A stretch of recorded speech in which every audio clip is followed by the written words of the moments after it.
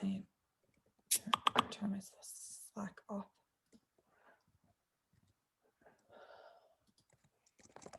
Are your notifications off? I think, is that mine or yours? Mine.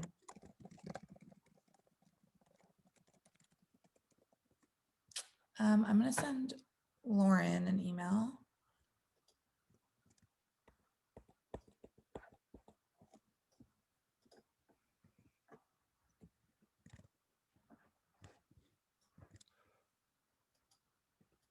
Let's see if it might come back to us here. Hey, Mike. He has a unique link, right? Yep. I just Is emailed it the it. same one I'm on? No, It's a different one. I emailed it to him.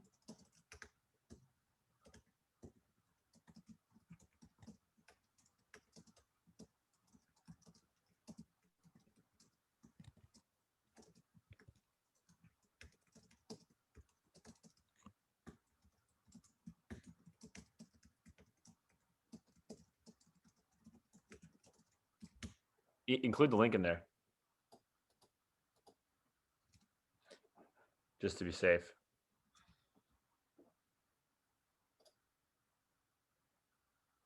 Is this you? Yeah. That's me. There we go.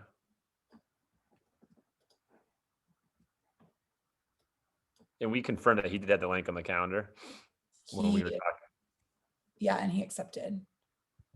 And I emailed this link to Lauren previously too, to make sure that he had it. I mean, we could start a few minutes late. It's fine. Yeah, it's totally good. My OCD will be fine. I'll be okay. All right, so just call out sponsors. No talk about upcoming events or anything like that. No. Just go into it.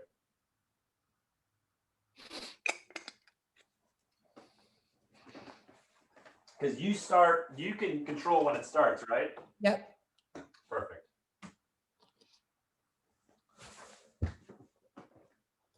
There he is. Hello. Hello. Hey, Matt. What's How up, you bud? doing? I'm doing well. I'm doing well. Sorry for jumping in a little late here, but excited for this. This is our show. We'll start it when we want. It's all good. Oh, No. Julie, are you gonna rejoin as yourself? So we were just going through, we have a little introductions here, Mike. I'll give you a little preview. So obviously I'll introduce you. We'll talk about Naturally San Diego for a bit, and then we'll just go into, rapid fire story questions, and I'll monitor the chat box. And I think as you and I are talking, the goal here is to share like the story, but in a more casual way and not in like a, PR, like here's the website.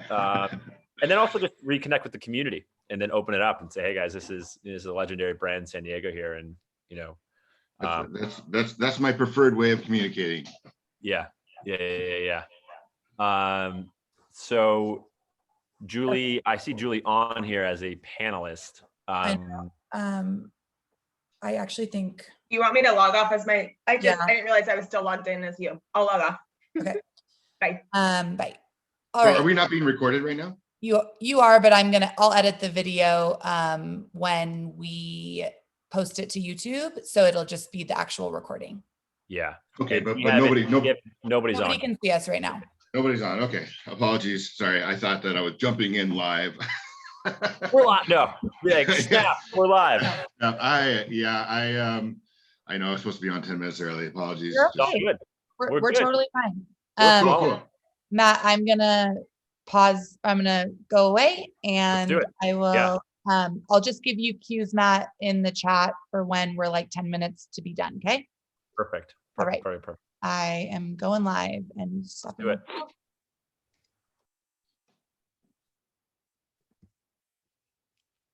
Great. Here we are. Good morning, Naturally San Diego. It is a beautiful Friday morning, 9 o'clock. We have folks piling in here to join us for the Naturally San Diego Founder Series. This is an event that we do once every couple months, and the goal here is to just highlight incredible people and brands within San Diego that have built the ecosystem here. I'm Matt Clifford. I'm the CEO of Keto Crisp and the co-founder of Barnana. But most importantly, I'm on the board of Naturally San Diego and get the honor and privilege to host the Founder Series. We are joined here today with a brand I've been wanting to do since the very beginning of this Founder Series, and it's Dr. Bronner's, and we have Mike Bronner here. Mike, thank you so much for being here. Wonderful to be here. Thank you, Matt. If anything, you should be doing what I'm doing because you've been in the San Diego community for a lot longer, have done so much. So your stewardism is much appreciated. Before we dive in, wanted to just say a quick shout out to everybody that makes this organization possible. Dr. Bronner's is one of them. As a platinum sponsor, you guys have been an early supporter, advocate of what we are building here. And we will probably touch a lot of that as we unravel the story of Dr. Bronner's. So thank you guys for that. All of our sponsors that make this organization available, thank you so much, from the silver to the bronze and the community sponsors. We just really, really appreciate it. And we are so excited to keep moving forward with what we're building here and bring the community together. Okay, so I'm gonna dive in. I'm gonna set the stage here. I've been a super fan of Dr. Bronner's ever since I've been in the food industry for a decade now. And my experience was at a friend's house grabbing this Castile soap in a shower, being confused if I was joining a religion or I'm putting soap on my body. And this is the beauty of this brand. It is so fascinating and so interesting. And we have some photos up here this is your grandfather, Emmanuel. And this is, I think you guys are going on 75 years of soap making. So we're not going to do justice to the entire story, but Mike, can you just start us off with the abridged version of the gentleman here and the early origins of Dr. Bronner's? Well, sure. Well, I think first I'm just going to respond to what you said, because I'm always interested to hear about people's first experience with our soaps, because everybody always has an origin story, right? Whether it's at a friend's house in the shower and they get that tingle, whether it's camping, whether they saw it on the shelf. But that's not anything I will ever know for myself, because I grew up with the soap. I assumed that it's kind of normal to have a grandfather who has a religious philosophy, social philosophy, wants to save the world and puts it on bar soaps. And naturally, you use those in the shower. And so it's always fun to hear from others. But the bridge version. I am a 5th generation soap maker, going back to Laupheim, Germany, in 1858. And we had it was a house with people living upstairs and making soap in the basement. Then my great-grandfather started making soap in Heilbronn, Germany. We were actually Heilbronners at the time, because we were a Jewish family and we had to change our name to the name of our city. And then my grandfather was practice in Germany. That was common practice, yeah. That most Jews, we were actually Einsteins. My grandfather liked to say he was Albert Einstein's nephew. But, back in the day, I guess we were, one of the original last name was Einstein, and then it became Heilbronner. And then when my grandfather left for America in 1929 and made a name for himself, he took the Heil off the name, as you can imagine. Not many Jews would be proud of having a Heil in front of their last name. Absolutely. It's curious to me, was it common in Germany? Like, was soap very much a local thing? Like soap makers, there was, butchers. Was it a very common thing to get soap like they did? Your family did it, or was that uncommon in Germany? Yeah, well, it started, developing definitely in the 1800s. But the interesting thing is that my great-great-grandfather was a master soap maker, and it was part of the guild system. So just the same way somebody would be a master carpenter, I guess a master butcher, a master blacksmith, a master tailor, right. That you would become, you would be an apprentice and journeyman, then, be certified by the guild. that's how they did it. That's how they did it back in Germany. And so all three generations there were master soap makers. And so your grandfather Emmanuel is pictured here. Decides to he it seems he has an early insight that this Hitler thing's not going to pan out very well. Yeah, oh. Yeah, what's the story there? What's the story there? Well, definitely, Hitler wasn't what he was going to become in 1929. The writing was on the wall, but definitely things got a lot worse later. But yeah, he saw the writing on the wall. Mostly, he was, always a passionate into politics, into society, social change. And his dad had said, we don't mix soap and politics. And so he ended up leaving Germany to find a new life here in America. Of course, the funny thing is that we very much do, I guess, mix soap and politics these days. And ended up in Chicago without, a pot to pee in, living on top of the YMCA with a pillowcase filled with plastic scraps.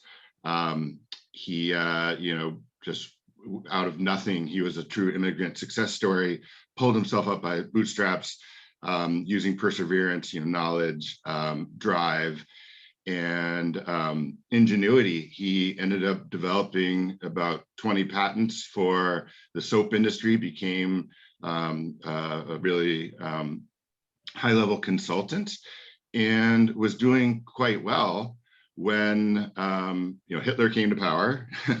And then Kristallnacht happened, and actually right before Kristallnacht happened, he was telling his parents, you need to come to America, or you need to go to Israel. And my great grandparents who were running the soap mill in Heilbronn, Germany, they said, oh, Hitler will be forgotten in 4 years.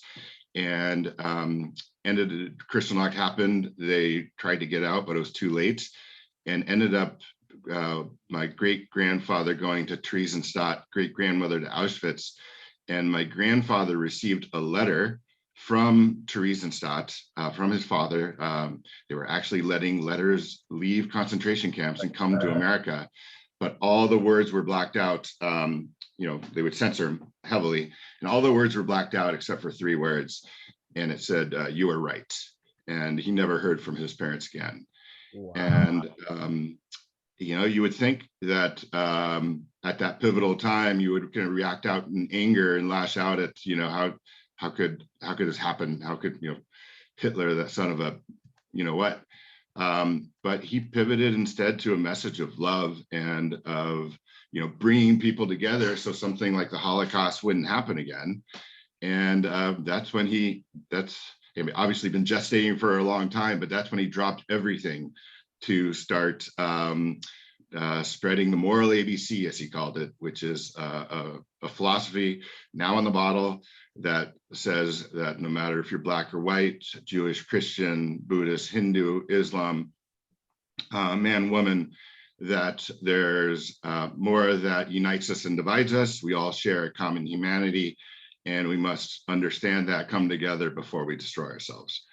And a question I've been thinking through is, so the moral philosophy and the moral ABCs in this all one was very much a response from his family passing away in the Holocaust, because it seems like he came to the U.S. because of politics or political aspirations, but then used his soap making skills to secure his financial needs, but then it really accelerated in high gear following the passing of his parents in the Holocaust, really like the foundation of the moral ABCs, or was that always there? And do you guys have a sense of? Yeah, he was definitely, really, I wouldn't call him a Zionist by any means, but definitely was, had very active thoughts about the, generation of State of Israel. And, his sister ended up, when he came to America, she essentially went to Israel to be a founding member of a kibbutz out there, Ein Gev. And, it's really difficult to truly understand for me what my grandfather was like before this epiphany, because when I grew up, he only wanted to talk about the present, the immediate needs of the immediate future of uniting the human race. I mean, it was, I'd asked my grandfather, what was it like in Germany, Grandpa? And he's like, I don't have time for that. We must unite the human race. And, I'd be 6 years old and be like, yes, Grandpa, all one, Grandpa. So, a lot of what we're doing now, and there's so much that we've kind of uncovered in the past 15 years about our history, is really just kind of pulling the threads and finding out, almost through external sources, like what the family, we have other family members to talk to, but like what, from the town, what the family was like going back to Laupheim, going back to Heilbronn, meeting people who were the ones who kept all of the furniture and all of the silverware and everything for my great grandfather. It was secured by their when my great grandparents were going to be sent to concentration camps, they entrusted their maid with their silverware and their furniture, and she smuggled it down to a family house down in a small town. And just 8 years ago, we were able to reconnect with them. And wow. So it's to answer your question, was he always like this? I imagine so. I don't think it just flipped the switch, but I think that it basically just kind of I guess it flipped the switch, but the mentality was always there. The fascinating thing to me, if you guys have probably done so much research on this, is that the intermingling of so many different faiths here, right? So your grandfather was clearly well read. It wasn't just reading the New Testament, the Old Testament. He was reading philosophy. Because the moral ABCs are his own creation. I mean, it's a interstitching, correct? But did he develop the moral ABCs? Yes. And he definitely borrowed liberally from all kinds of famous people. Yeah. But yes, the moral ABC is his creation, and it's basically these tenets for, how we need to, perfect ourselves and reach out and help others. It's loosely, it brings in, things, it inspires them from different religions. At one point, it talked about Jesus, Muhammad, Buddha, Hillel, Abraham. It still all talks about those great figures, and then brings in Carl Sagan.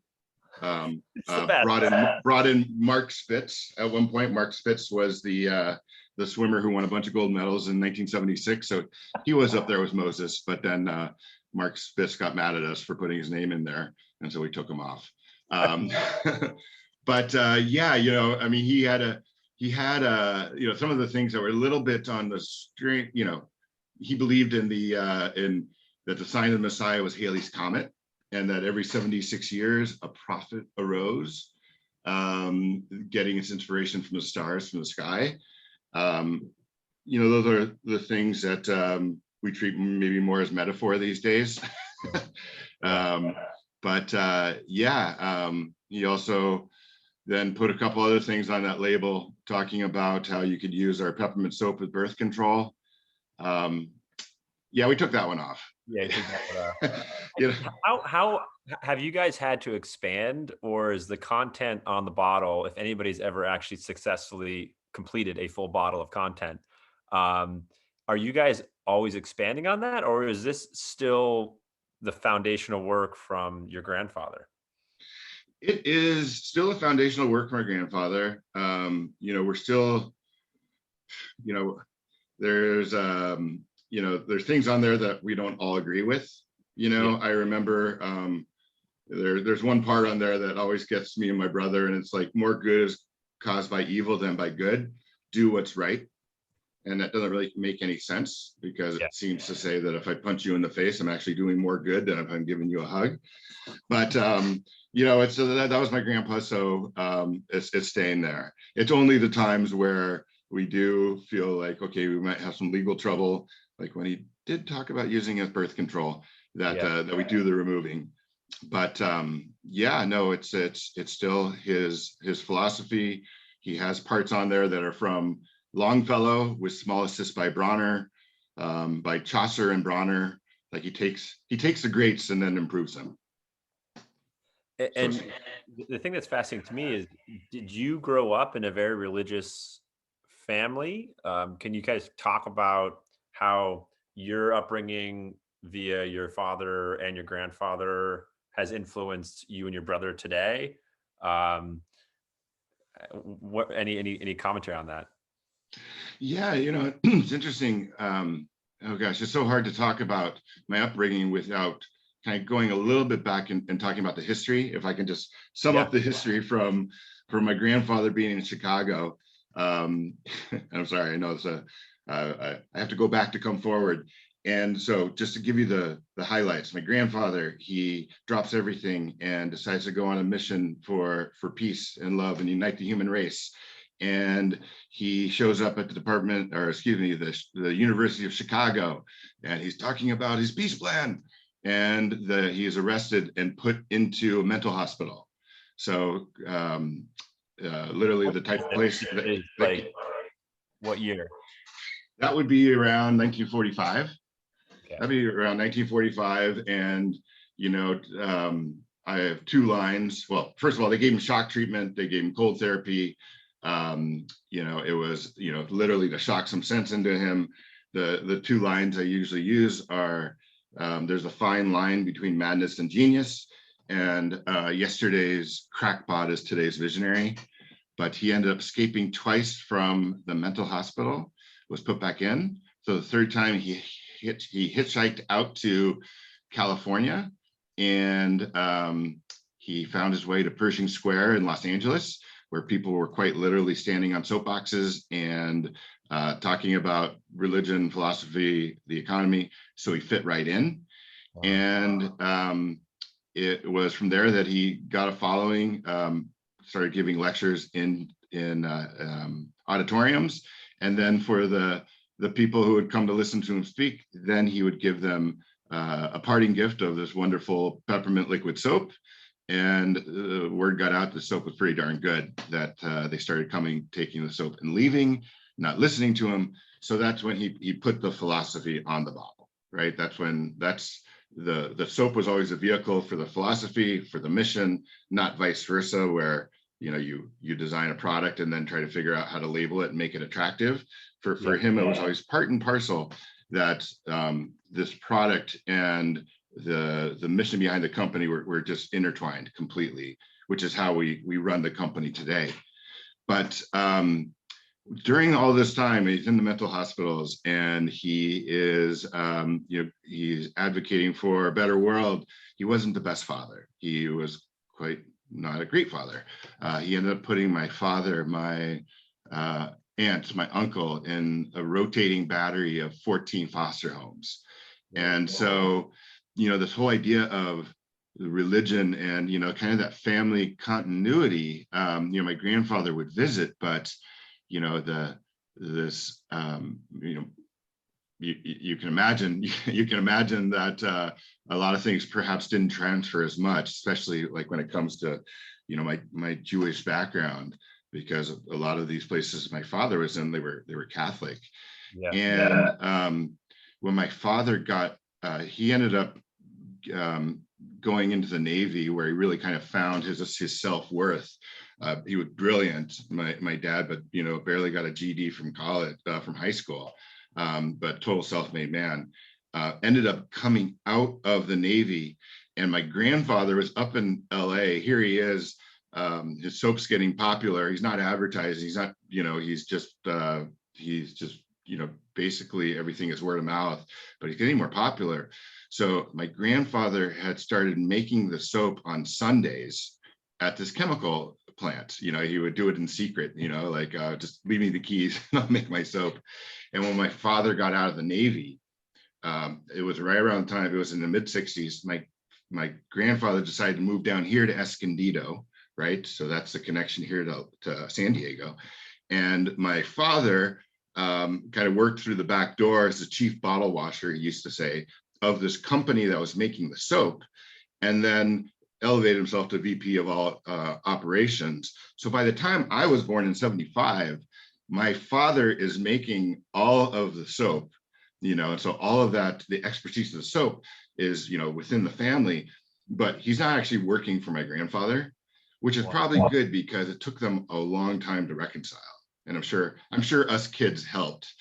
So I'm sorry to drone on. To answer your question, growing up, my brother, me, my sister grew up in a rather conservative area of Los Angeles in Glendale. And,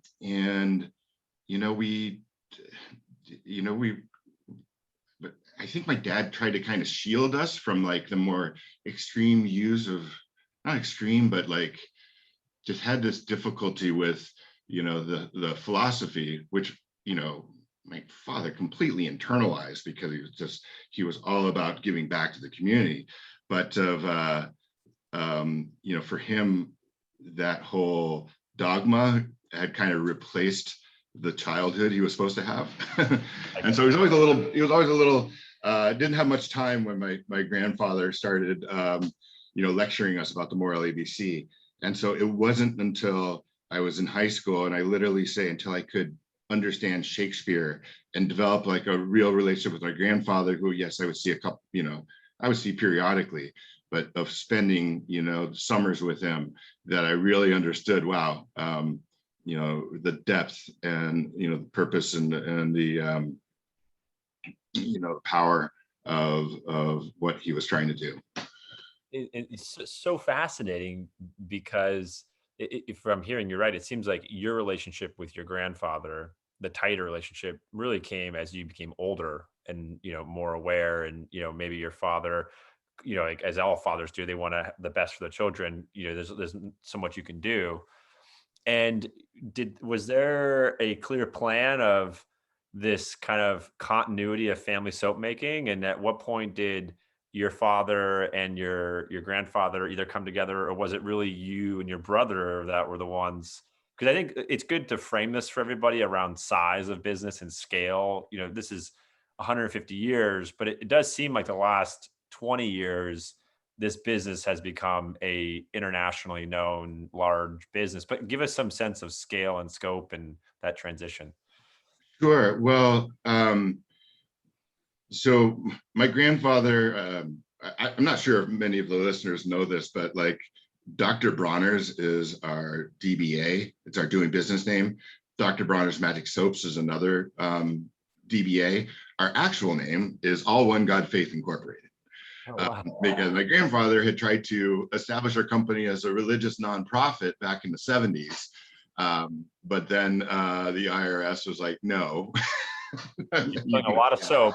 You a lot of charitable donations here. So then he had to, he became a corporation, All One God Faith Incorporated.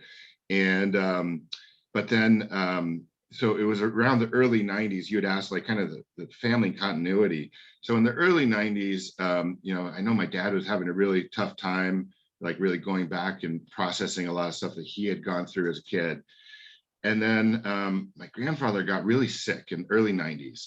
And it was around the time that my grandfather also went through bankruptcy. So we were bankrupt in the early 90s.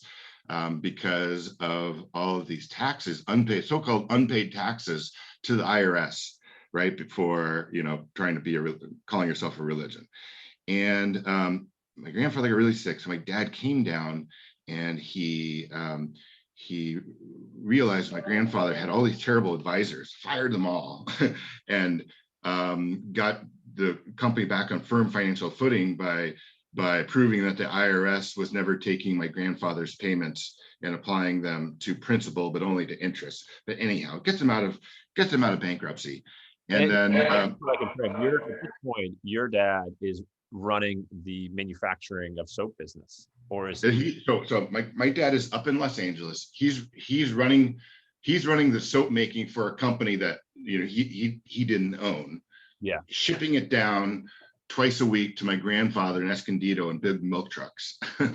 And, essentially, doing all the work, but not like my grandfather was not his boss. But then when my grandfather got really sick and, at the same time going through bankruptcy, my my father and my mother, and my mother, very important, got the company back on firm financial footing. My grandfather gets better. And then first thing to say to my dad, which you would think would be thank you, was like, how could you have hired all these expensive people? And my dad was like, that's it. That's it. I don't want anything to do with this anymore. And my dad actually ended up going into business for himself. He actually made foam, environmentally friendly foam that they use for artificial snow in movies.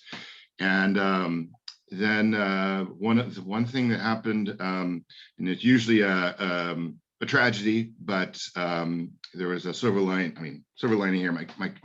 My grandfather got Parkinson's disease in the early 90s, and he, obviously it's not a good thing, but it slowed him down. It made him a better listener. He was always the one speaking 90% of the time, and it allowed him and my dad to process some things, right, that they couldn't before.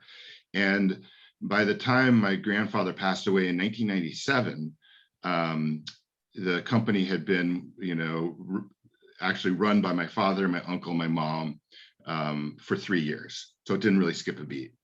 Unfortunately, a year later, my father passed away. Whoa. And so we went through 2 generations in 2 years. My brother and my mom and uncle stepped in, and we were about at that time maybe $5 or $6 million company. I should back up though. When my grandfather passed away, and this is, I think, one of the most important milestones in the history of our company.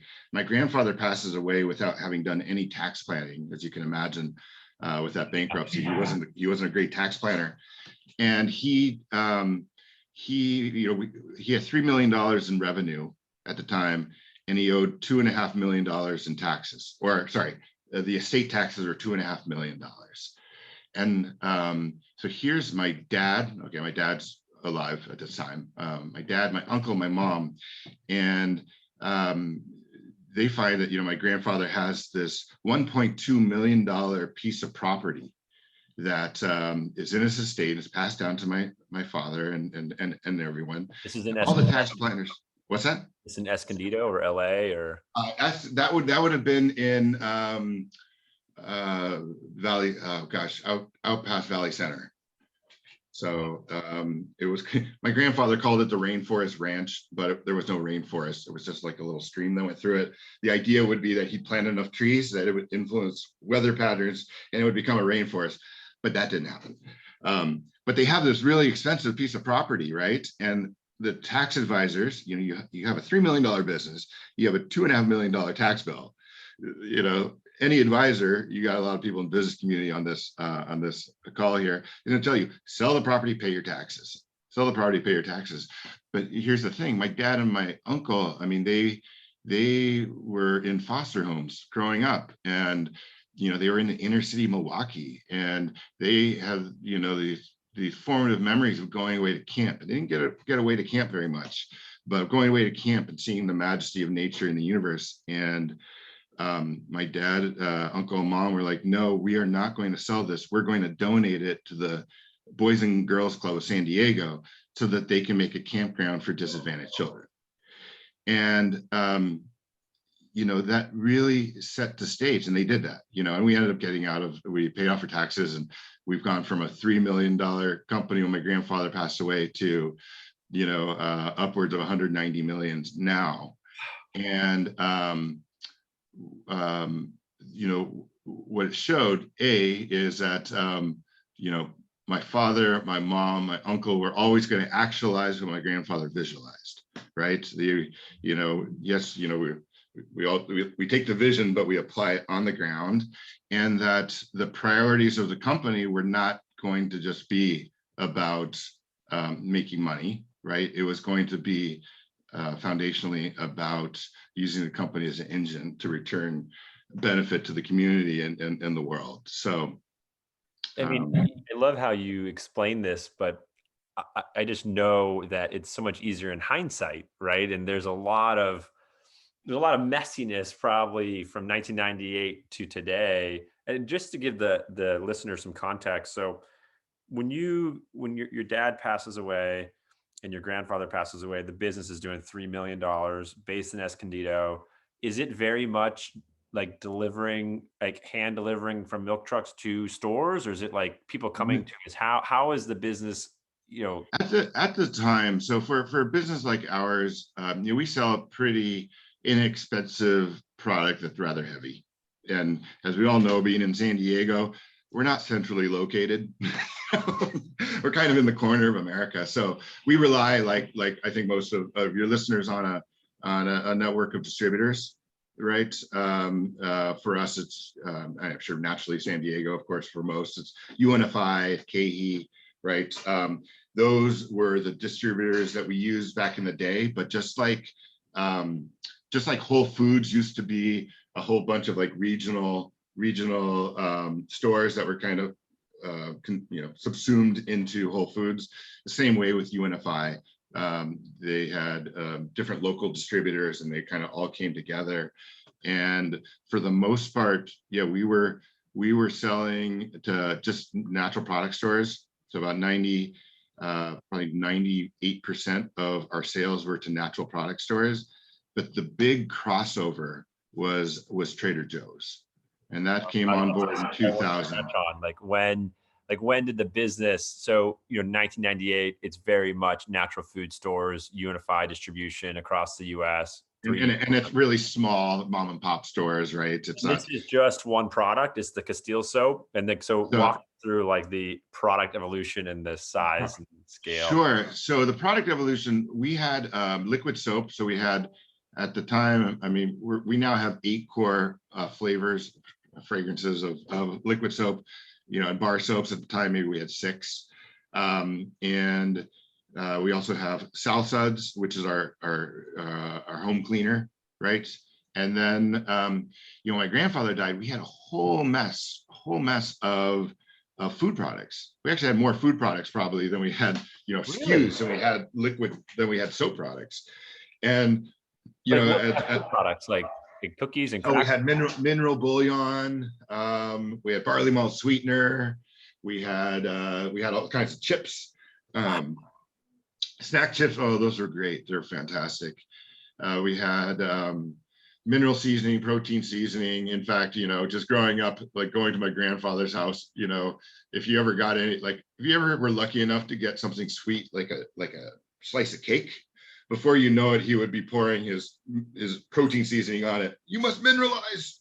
It's like he really did not stop. I mean, I was thinking just soap. Like, I was one of my questions that you guys launching candy, which we'll get to, and chocolate bars. Like, this is not a deviation from.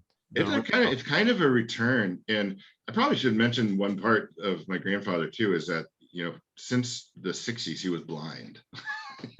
So he ran this company until through, I mean, it was a gradual blindness. By the time I was born in 75, he was fully blind, but he ran the company as a blind person. So, he didn't let that get him down. And so, yes, we had all these products. We ended up discontinuing the foods. They were like 90% of the headaches and 10% of the sales. And plus, like, my brother and I didn't grow up with the food products so much. We grew up with soaps. Yeah. And you need to consolidate on what works for you, what was working, which was our soaps.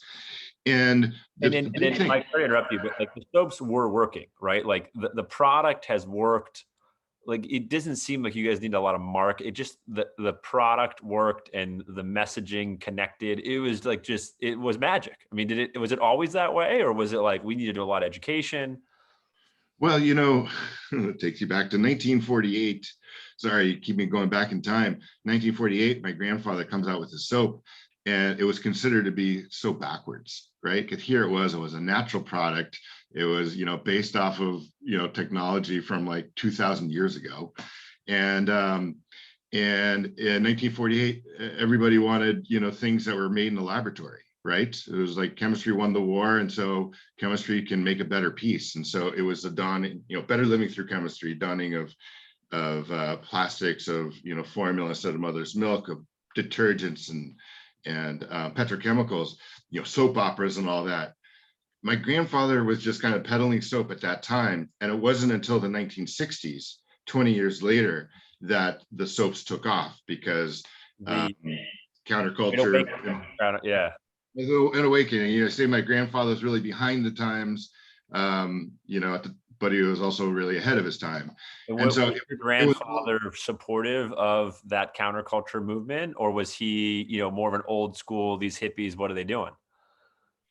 You know, it's funny. There's probably a both and there. I mean, he definitely was supportive of, you know, especially the peace plan, and you know, he had grown up in like the Bauhaus movement in Germany, which was kind of like the hippie movement, you know, in the 1960s. You know, my grandfather loved sunbathe in a nude. He sure loved doing that. We actually have an employee who was actually interviewed back in the day by him, sunbathing in a nude, and he was like, "Don't worry, I'm blind." And she's like, I'm Don't not. worry, I'm blind. I about you, but I can't see anything. Our HR department has recommended against doing that. But you know, so it was all word of mouth, right? It was all word of mouth and never advertised. You know, never advertised. You know, it was a soap made by a blind person without eyesight, without advertising, without salesperson. Became the #1 selling natural soap just on word of mouth alone. I mean, Mike, when I say these things, I just think of when HBS is going to do their like case study on Dr. Bronner's, because it's like every MBA would get this wrong. Like every MBA. Yeah. Oh gosh. And with our label, I mean, it was like, it was taught in design schools. I mean, now we've done an update on our label and kind of everything clicked into place since, you know, perhaps 2015 is when we did that. But before that, it was just like, you know, in design schools, they would show our label as like everything that is wrong about product design. And right there. but it works. I think sriracha, like, I mean, there's so many products where it's just like, it works. It works, and it jumps out at the shelf at you. And I don't interrupt you, but I'm just thinking, so 1998, what does soap, natural soap look like? Because today we can go to all the natural food stores we all go to. We see a plethora, right? There's so many brands. Were you guys the only name in town? And you had a great product? Yeah, we're pretty much the only name in town. I mean, mind you, that I mean, right there, I know you didn't mean to ask a loaded question, but you did, and that is that, you know, what is soap? The definition of soap, because now you can call a detergent that has no soap in it whatsoever, and it's just chemicals, and you can call that liquid soap, right? And so oftentimes, you know, you know, who we think the soaps we compete with that are truly liquid soaps, that are truly made out of soap, is probably different than what our consumers compare us with, right? Consumers might compare us with Method, right? But Method is a detergent, and we're a liquid soap. So it's a different thing. But yeah, I mean, there was really only Dr. Bronner's. What's that? It's on the definition there. I think it's fascinating. So quickly, detergent versus soap. Is it a chemical thing? So yeah, so soap has been made for you know, millennia, right? It's probably the 3rd or 4th oldest known, you know, reaction known to humankind, excuse me. #1, probably building a fire. #2 and 3, from, you know, raising bread, baking bread or beer. They never know which one came first, beer or bread. And then 4th was soap, right? And what is soap? Soap is when you take any oil and you react it with an alkali, that's the opposite of an acid, and you'll get soap, glycerin, and water. So it doesn't matter what oil it is. You know, it can be olive oil, right, that we use, and coconut oil, and it gives different characteristics. Hemp oil, jojoba oil, be animal fat. And for those of you who've seen Fight Club, yes, they raided plastic surgery clinics. But back in the day, first soaps were probably created when people were cooking meat over a fire, and the oil from the meat would drip into the ashes. The ashes are alkali, and it wasn't really, really good smelling, but that turned into soap. And that is essentially, with much more refinement, that is the chemistry of true, honest soap. And it's wonderful. There's no waste products. There's no petrochemical components. It's simple, it's elegant. But with detergents, it's a lot more sophisticated, right? You're fractionating, petroleum molecules and recombining them, with, yes, sure, with some plant-derived molecules, but there's so many additional steps there, and it's usually meant to, be, not break down, right? So be in order to be like free rinsing, create like, let's say, a bubble bath. You're really trying to keep it from breaking down in water. And so a lot of those formulations, like when they go out into the environment, don't break down the same ways that soaps do, right? So say that soap is non-petroleum based. Like all soaps are non-petroleum based. Not necessarily, because you can make soap out of petroleum, because petroleum is an oil. But for most, when the word natural soaps, which has an identity over in Germany, they have something called natural soaps. Here, there's no real. I mean, everybody just says natural soaps, and it's kind of more of a feeling. I mean, what most people interpret it to mean is all of the oils you use are plant oils, right? And that's why we say Castile soap, right? It means only plant oils reacted with an alkali that breaks the oil down into soap, glycerin, and water with no other waste products. Okay. Wow. So I did not know that. I now have an appreciation when I'm Dr. Bronner's all over me. That's great. Okay. So can I take you? I know you asked the question, and I'm sorry, listeners, that I keep rambling and bringing in tangents. But you asked me a question like, what happened in the late 90s? Yes. And I said Trader Joe's, and why was that the kind of one of the crucial turning points? And that is because at the late 90s, you had a collision of a couple of things. First, all of a sudden everybody wanted to buy natural products, right? Natural within. If you were looking at the early 90s and you wanted to buy natural products for mainstream shoppers, they had to go into stores they were completely unfamiliar with brands they didn't know, and it kind of looked, it might have looked a little too hippie-ish, perhaps. Yep.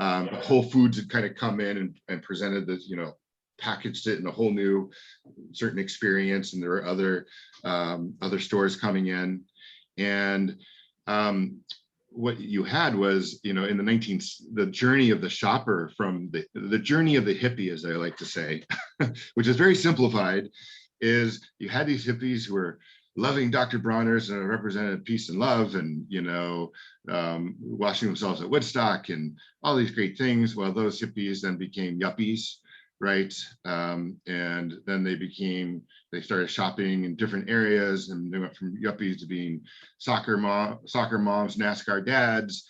The kids graduate 1999. They discover Trader Joe's, where it's kind of like where it's bringing in the mainstream and it's bringing in the natural shoppers, and they see Dr. Bronner's there on the shelf, and they're like, oh my gosh, Dr. Bronner's, like, where have you been all this time? Okay, they didn't go to those esoteric natural food stores. They saw it, and and so you started getting a catalyst. Yeah, it was a catalyst. It was like kind of reaching new customers, right? And then reintroducing ourselves to past customers who are just like, oh my gosh, this is what I used back in the 60s. This is a soap from summer camp. That's another thing that we often have to deal with is growing up for me in a kind of conservative area. Two types of people knew Dr. Bronner's in the early 80s: kids of hippies, and people used it backpacking. And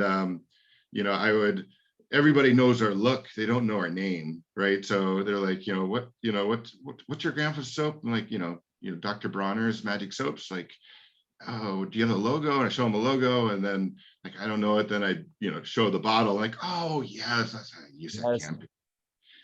And so I'm just so curious, were you around when you guys were talking to Trader Joe's? And Trader Joe's is, even today, a retailer with a very limited assortment. They move a lot of volume, but they also are very in tune with what their customer is. And was there this conversation of like, you think you're going to put this on our site, right? Like on our shelves, like this message? And was that something? So yeah, I mean, it's definitely the Trader Joe's model. And to answer your question, I joined the company in 2000 in October, And I had been a teacher in Japan for 3 years. That's why right now I'm really active on the international side of the business. We got in Trader Joe's, I believe, in April of that year. So I think it was April of 2000. So it was like 6 months before I joined the company. And yeah, it's, aside from wine and beer, Trader Joe's has like 10 items that are not Trader Joe's branded. Yeah. Right. And their MO is absolutely to private label everything. Right. And I'm not gonna, this isn't an expose on Trader Joe's, but most of the brands, most of the products on the shelves at Trader Joe's are made by people who have a branded product in Whole Foods, right? At Jimbo's. And so one of the things with Trader Joe's is they were looking to what they wanted us to private label, and we said no, right? Was and then we by the way, a great example for the natural San Diego community of just staying true to the brand and what you're up to, because that pressure is real with Trader Joe's. So I mean, it's just so fascinating. You guys did that 22 years ago. 22 years ago, and you know what? We got our peppermint 32-ounce soap and our peppermint bar soap. Those are our two biggest sellers in the Trader Joe's. They have they have a Trader Joe's version of those, but they still, I mean, they're still selling our liquid soaps. We haven't been able to get them to bring in anything else. And during the pandemic, obviously, there was a big need for sanitizer. So we do make sanitizers now. And we got a taste of what is Trader Joe's MO. So we started supplying Trader Joe's, and we had these big massive orders to Trader Joe's of our lavender hand sanitizer. We started projecting, our future projections were with Trader Joe's being a big customer of lavender hand sanitizer.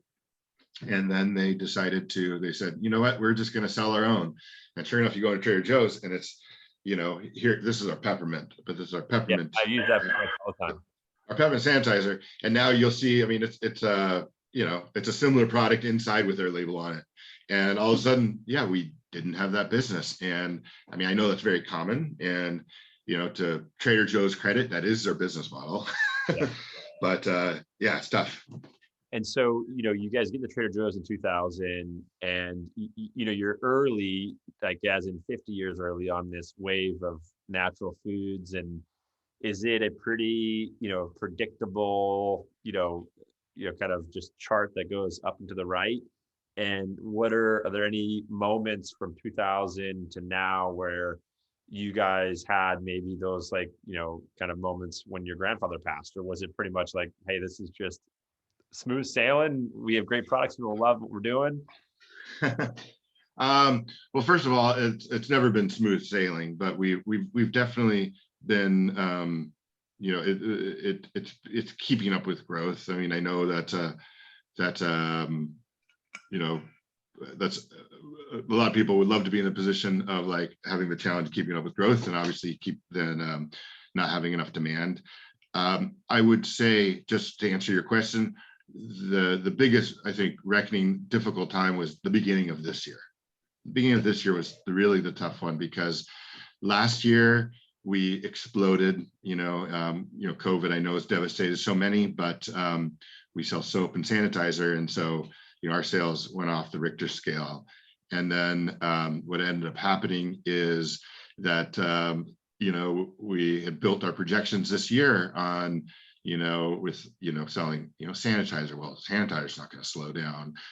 Soap and all these things, and we realized a couple things. One is that a lot of our distributors, we sell through UNFI and KeHE, they had their purchases in like November, December, which were really huge.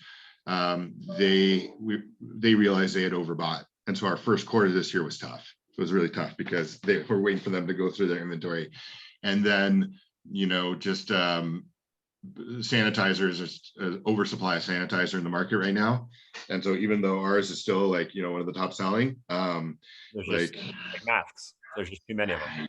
I've heard this joke 4 times. We have enough sanitizer until the next pandemic. So, you don't want to hear that when you have a hand sanitizer.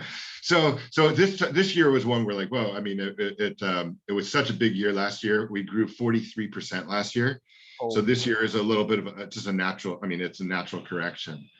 but what we've tried to do in the last 23 years is really, really take my grandfather's philosophy from what's on the label, which is, obviously a message of peace and looking out for people and planet and environmental stewardship, and applying that absolutely first and foremost to our products and then to our spheres of influence. And so if you look at our products,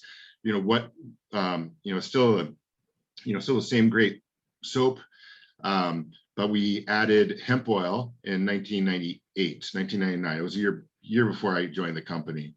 And, not only is that just a great material that really leaves a good afterfeel on your skin, it was supporting this amazing industry that, of course, was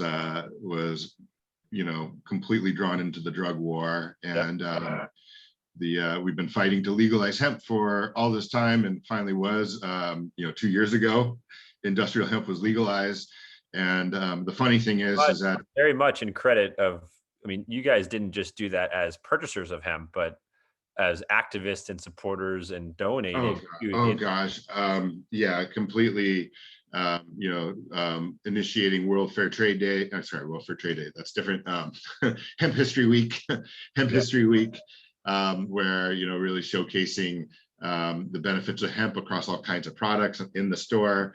The Bush administration, right after 9/11, had tried to make hemp illegal during the media blackout because nobody was criticizing whatever the Justice Department was doing. And so we actually fought the DEA in court and won. I love it. Very casual. Yeah, we sued the DEA and we won. That's a very casual drop there, Mike. Yeah, we were hoping. And I have to give pure shout out to my brother David, who has been just a complete and utter hemp warrior activist. He's brilliant, not only on the policy side and really getting the right community together. What do you call it? Building the right coalition to drive these things forward. But even he put himself inside a cage in front of the White House in 2010 with a bunch of hemp plants that came from Canada, and they were industrial hemp plants. They actually came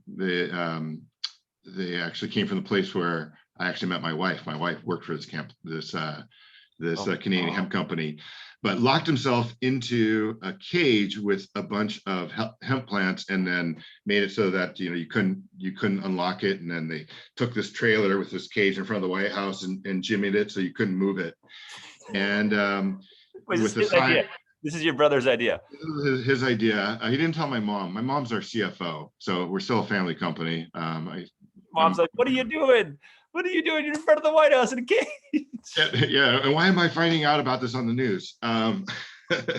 So yeah, he locked himself in there, and the interesting thing about hemp at that time was that because we had fought the DEA, hemp foods were legal, hemp textures were legal, everything about hemp was legal except the plant. And so he's there in this cage with all his media with a big sign that says President Obama let American farmers grow hemp, and he's there with a little oil press, taking the seeds off the hemp and putting them in an oil press and pressing it into oil and putting it on bread and eating it. Oh my gosh, crazy stuff you could just buy at the health food store. However, by the letter of the law, he had 2 kilograms of industrial hemp plants. If you wanted to catch a buzz, with that hemp, you'd have to drink a beer, and totally innocuous. But by the law, those two kilograms of hemp plants were more illegal than cocaine. They were Schedule 1 substances, as illegal as crack. So if he was basically challenging them, okay, arrest me, put me through the system, take this to the Supreme Court and try to justify that what I'm doing is equal to, processing 2 kilograms of crack in front of the White House. And, ended up being obviously, catching the national attention. My brother was arrested. He they decided not to try him. They knew that it would not look good for them. So after they cut him out of the cage, put him in jail overnight, and sentenced him to, I think, a lot of community service hours, and he can't go in front of the White House again. But yeah, I mean, all these things are just moving things forward. And so, to back up from hemp, which interestingly enough, only got legalized after recreational marijuana had been legal. I mean, granted, it's not on a federal level, but everybody was always worried, industrial hemp will be a stalking horse for recreational marijuana, recreational cannabis. And it was actually the opposite. But we have only, it's time is flowing. We only have 3 minutes left. And I have a million more questions because I want to talk to you about how you guys think about CBD. I want to talk about chocolate. I want to talk about, I got to imagine you guys have been asked to sell the business so many times from, all the capital in the industry. Can you just give us, where is Dr. Bronner's going? You guys just launched chocolate. What's the future of Bronner's look like? I cannot wait to start eating Bronner style stuff. If that is what the future looks, give the listeners an idea.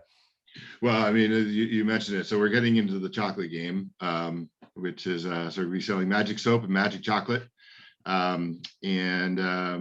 we've done is we've taken our supply chain where we're now regenerative organic. We didn't talk about regenerative organic. And we've taken what regenerative organic means is that you take, our palm. What makes palm sustainable is that you don't take away trees, you add trees, dynamic agroforestry. So we have all this cocoa, and we're taking the integrity of our supply chain and, combining it with the technical expertise of Swiss chocolatiers to come out with this amazing line of coconut sugar sweetened chocolate bars that will be hitting stores in August, and you can find out about it on our website, and you can go and learn more about which stores are carrying it and buy from our website. So that's kind of the immediate right now, but we're looking at pursuing things from household, really dialing into like expanding our salsas line, which is this amazing kind of household cleaner product that we want to extend to maybe different fragrances and different applications around the house. We want to really work on our plastic footprint. I mean, that's huge, right? Really viable refilling options. Is there light at the end of the tunnel there? Like, are we getting closer to having true alternatives to, like a plastic container that you guys have? Is there? Yeah, well, we are going to develop like an eco line. That's kind of the goal with the perhaps out of aluminum. And one of the difficulties is squeezing it. We are 100% post-consumer recycled with our plastic. We are looking at making all our closures that way too in the next year. And then, yes, finding different, we found different plastic types from sugarcane. A lot of it is we're working with a lot of the plastic that's coming upstream, right? Ocean-bound plastic, all those, making sure we're not adding any new plastics to the environment, right? Everything post-consumer recycled, but the key is how to do it downstream, right? And getting things that are compostable and obviously biodegradable, but not biodegrading in the shower. So there's light, but there's a way to go. Amazing. I said I have a million more questions. I knew an hour wasn't going to be justice enough. I talk a lot. This one thing I will say for the community. Thank you for everybody that joined in. And another, Dr. Bronner's is very active in the Naturally San Diego as a supporter and Mike's time. And actually so many people from the company are involved in Naturally San Diego as well. So Mike, we will have you as we start to navigate back to in-person. I know you're more than willing to join some events, and I know the community has a lot more questions, as do I. And we just can't thank you guys enough for your support. You guys have arguably, I think, the most authentic brand in the industry, and you just keep doing what you do. And kudos to you guys. We love it. All right, thanks, Matt. Mike. We'll see you. Yes. Thank you so much. All right. Thanks, San Diego. Keep it classy. Yes. All right, everybody. Have a good All right. Friday. Take care. Bye.